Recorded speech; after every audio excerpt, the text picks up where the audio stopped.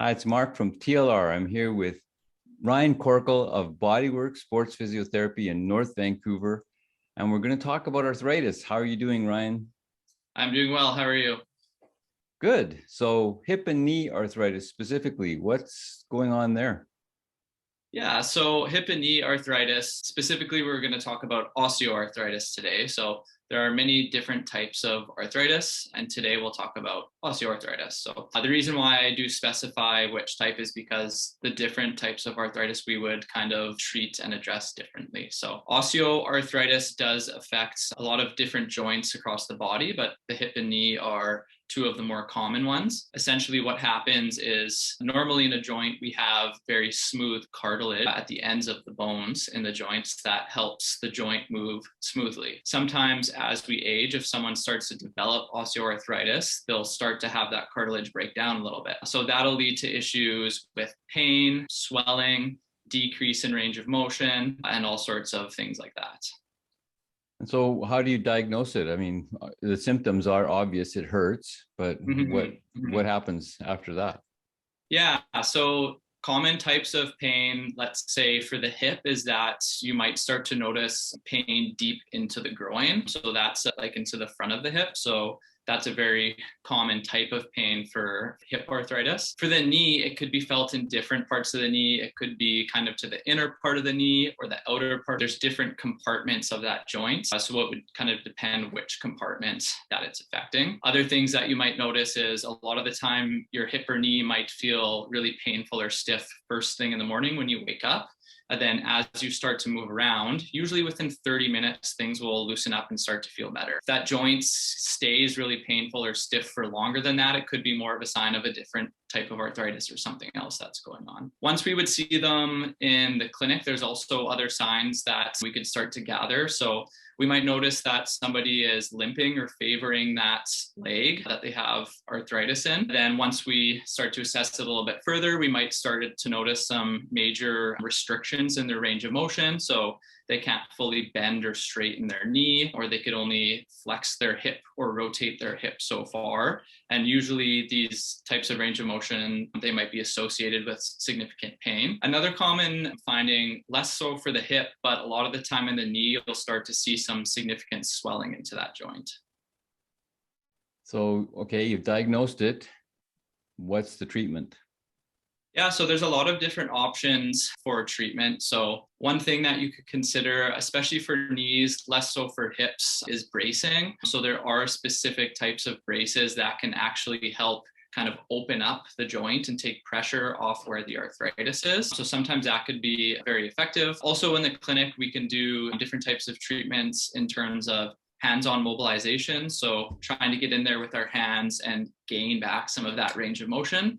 If the arthritis hasn't developed to a certain point, that can be effective. Also working through the muscles, trying to release the muscles with massage work, soft tissue work. Sometimes different types of acupuncture could help with that.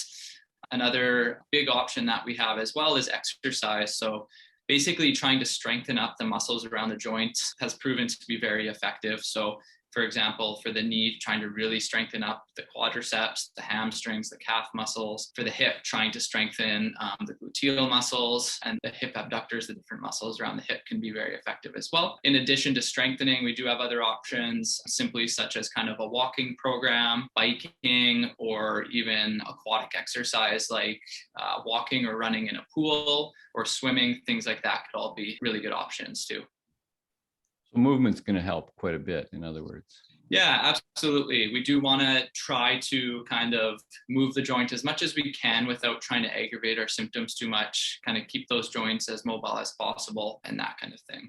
The other thing I should mention is if, all these types of treatments are not working or the joints are progressively getting worse and worse, then it is important to have the patient chat with their doctor, potentially get some x-rays, and at a certain point, sometimes a joint replacement is needed.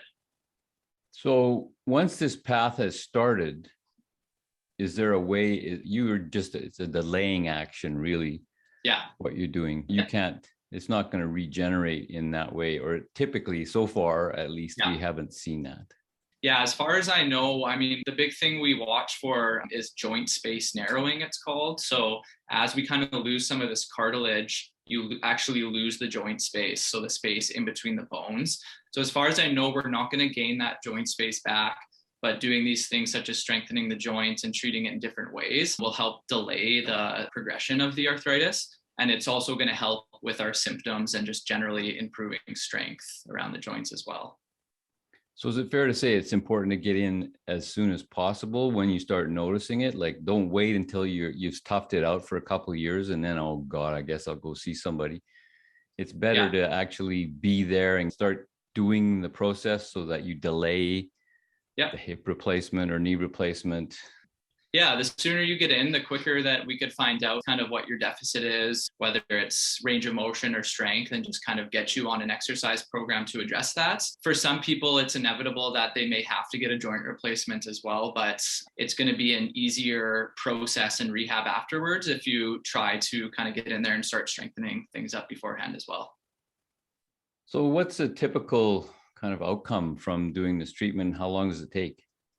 Good question, and it's going to vary a lot from person to person. So someone who kind of catches things pretty early on when they start to get symptoms and comes in might only have to kind of come in a few times, get set up with a bit of an exercise program, and after a month or so might be managing well on their own, maybe kind of coming in for intermittent follow-ups every couple of months or so. Someone who's further along, they might not be able to get their symptoms under control as fast, and they also might be kind of at the point where we can't have as good of an effect on the outcome. So they might be coming in intermittently kind of for months and months until things either start to improve or again, they need to get a specialist with a surgeon.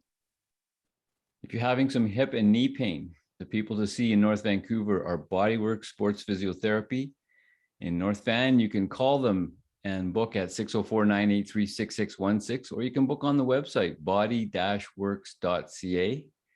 Give them a call. They'll get you feeling a little bit better. Thanks, Ryan. Thanks, Mark. Take care.